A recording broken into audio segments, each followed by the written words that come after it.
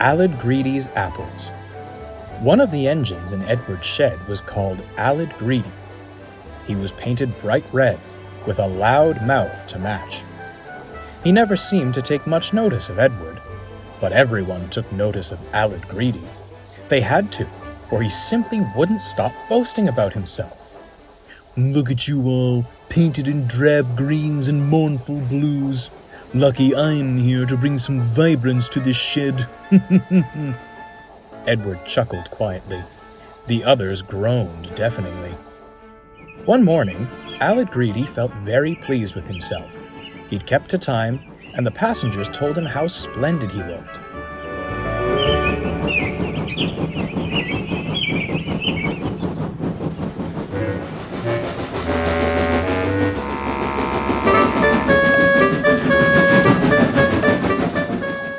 He arrived at the shed and found Gordon being readied for his afternoon train. "Off to fail spectacularly with another goods train, are you?" Alid guffawed. "Dear me, Gordon, how can an engine like you struggle with a few measly trucks? I hope little Edward is at the ready, otherwise you will be in trouble." Edward gave a pitying look. Gordon harumphed and hissed away.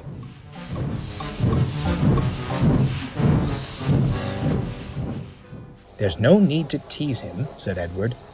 "Oh, hush," Alid glared. "You come out of the shed for a few days and suddenly think you can tell me what to do? I'm the lifeblood of the branch line passenger trains, and don't you forget it. With my grace and expertise, I'll have the express—" "Oh," interrupted Edward. "Is that why the coaches needed their coupling hooks mended when I went to fetch them? Because of your, grace and expertise?" Alid Greedy scowled, hid himself in a cloud of steam, and pretended to be asleep. The next morning, Alid Greedy clunked into the station, still cross over Edward's remark. Be gentle, cried the coaches.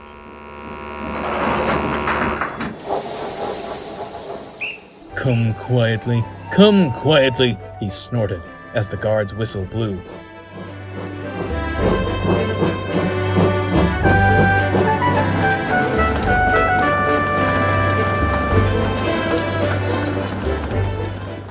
Silly little engine, he huffed.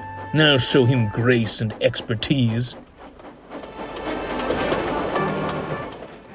Alid Greedy would show Edward something, just not what he'd hoped for.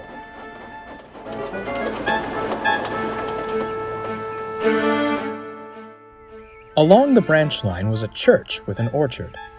The apple trees were well looked after to ensure their branches didn't obstruct the line. That morning, some of the church boys climbed a tree close to the railway. They thought they'd steal some apples while the vicar was preparing his Sunday sermon. "Careful, John," said one. "That branch doesn't look very sturdy." "It's sturdy enough. Just you be ready to catch the apples." Soon, Alid Greedy came snorting along. He was still thinking what he'd say to Edward when they next met. Come along, he puffed. The boys saw him approaching.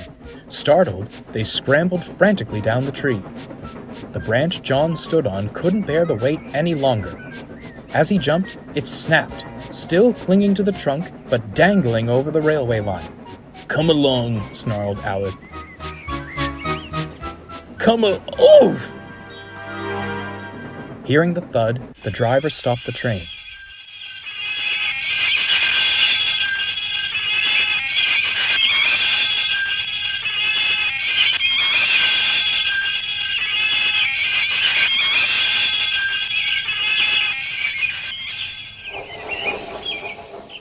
When he and the fireman came around front, they laughed until they cried. "That's one way for us to get some peace and quiet, eh?" cackled the fireman. Apples were stuck in Alid Greedy's teeth. They and the branch muffled his cries of indignation. "Serves him right. All that boasting gave me a terrible headache," smirked the driver.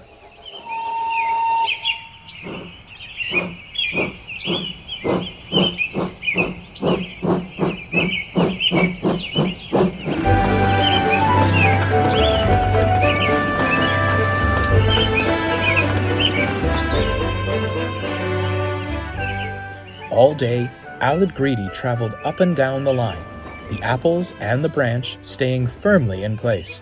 The passengers didn't think him splendid now. They erupted with laughter as he passed.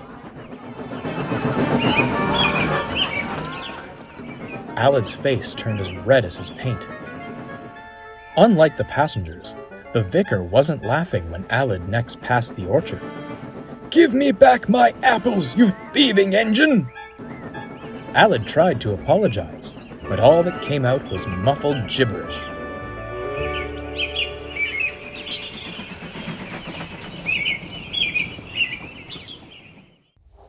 When the fat director visited the shed that night, he wasn't laughing either.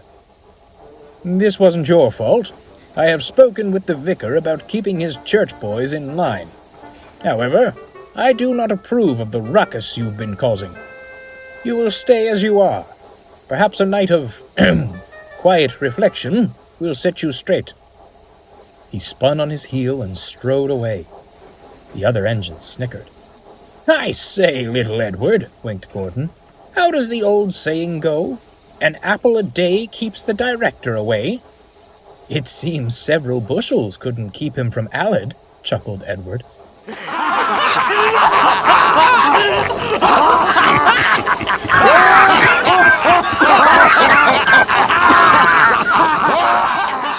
Aled Greedy had certainly gained expertise about apples, but felt far from graceful.